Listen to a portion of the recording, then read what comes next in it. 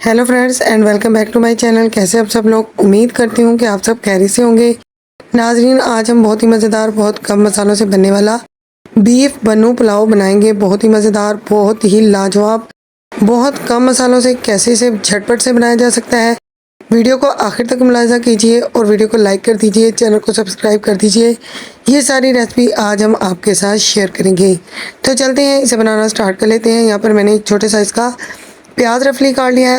8 से 9 जवे लहसुन है, थोड़ा सा टुकड़ा हमारे पास अदरक है, सूखा धनिया है, हल्दी पाउडर है, नमक है और थोड़ा सा गरम मसाला हम साबुत इसके अंदर ऐड करेंगे।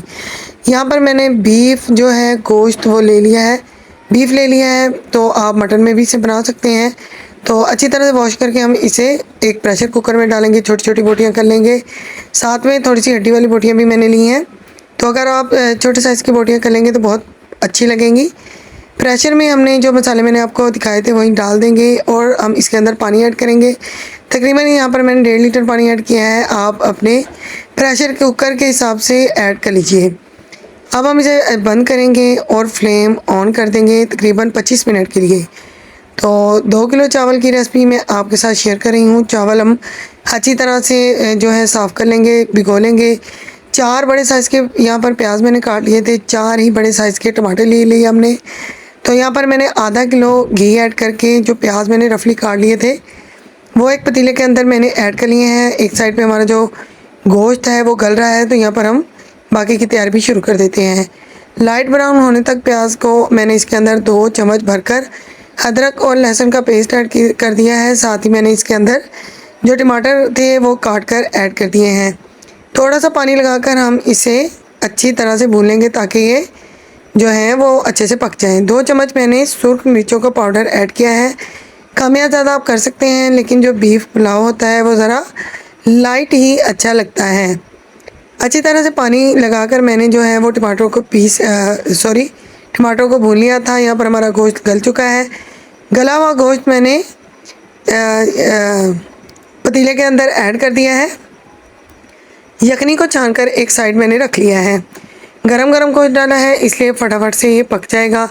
थोड़ा सा गरम मसाला साबुत हम इसके अंदर ऐड करेंगे, जिसमें 1 चम्मच भरकर मैंने सफ़ेद ज़ीरा डाला है, 15 अंदर काली मिर्चें डाली हैं, 2 से 3 लौंग और बड़ी इलायची डाली है मैंने 2 अदद, और दालचीनी 1 टुकड़ा दालचीनी ऐड करके हमने अच्छी तरह से भून लिया है। भुनाई करते वक्त हम इसके अंदर 2 चम्मच दही ऐड करेंगे। इससे फ्लेवर जो है वो बहुत अच्छा आता है, बहुत ही ज़बरदस्त आता है। मेरी अम्मी का कहना है कि अगर चावलों में दही ऐड कर लिया जाए तो चावल कभी भी जो जुड़े जुड़े हैं वो नहीं बनेंगे, खिले खिले चावल बनेंगे। यहाँ पर हमारा अच्छा सा जो मसाले वाला है बीफ वो बन चुका है। अगर आप अच्छे चावल बनाना चाहते हैं तो अच्छा सा भून लीजिए। गोश्त हो, चिकन हो, उसको अच्छे से भून कर उसका अच्छा कौरमा बनाइए, फिर ही चावल अच्छे बनेंगे। तो चावलों के हिसाब से मैंने यहाँ पर 2 किलो चावल थे तो 4 किलो मैंने पानी ऐड कर दिया है यखनी समेत। यानी कि यखनी अगर थोड़ी कम थी तो मैंने थोड़ा पानी शामिल कर लिया। पानी जब पकने के टाइम पर आ गया है तो हमने इसके अंदर चावल ऐड कर दिए हैं। साथ ही मैंने थोड़ी सी आलू इमली ऐड कर दी है, बहुत ही मज़ेदार लगती हैं। थोड़ी सी हरी मिर्चें ऐड करेंगे। अब पानी के ड्राई होने का वेट करेंगे। यहाँ पर हम नमक चेक कर लेंगे। सॉरी, मैं आपको बताना भूल गई थी कि मैंने यहाँ पर ढाई से 3 चम्मच नमक भी ऐड किया था। तो आप देख सकते हैं कि जो पानी है वो ड्राई होते जा रहा है।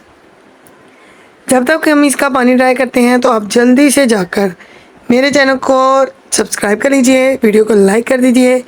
वीडियो अच्छी लगे तो दोस्तों के साथ शेयर ज़रूर कीजिएगा। हाई फ्लेम पर हमने इसका पानी जो है वो ड्राई कर लिया है। तकरीबन यहाँ पर ड्राई हो चुका है। तो चम्मच को हम निकाल लेंगे।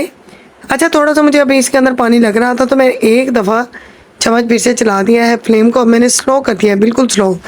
अब हम एक रुमाल के ज़रिए रुमाल को गीला करेंगे और इसे दम पर लगाएंगे। 15 मिनट के दम के बाद मैंने इसे जब खोल लिया है, लो फ्लेम पर दम दिया था मैंने, तो आप देख सकते हैं कितने खिले खिले मज़ेदार से चावल लग रहे हैं। बहुत ही मज़ेदार, बहुत ही आला किस्म के ये बनते हैं। तो यहाँ पर मैं फटाफट से ट्राई करने लगी हूँ क्योंकि मुझे बहुत ज़्यादा भूख लग रही है। तो शक्ल आप देख सकते हैं कितनी प्यारी लग रही है। बन्नू बीफ पुलाव की रेसिपी इससे बेहतर आपको बिल्कुल कहीं भी नहीं मिलेगी। तो जल्दी से चैनल को सब्सक्राइब कीजिए। अब मैं आपको ट्राई करके दिखाती हूँ। तो रायता हमारे घर में ऐसा ही बनता है। मैं चावल बना रही थी, मेरी जेठानी रायता बना रही थी। तो मज़ेदार से रायते के साथ आप इसे सर्व कर सकते हैं, खुद भी खाएं और फैमिली मेम्बर्स को भी खिलाएं। अल्लाह हाफिज़।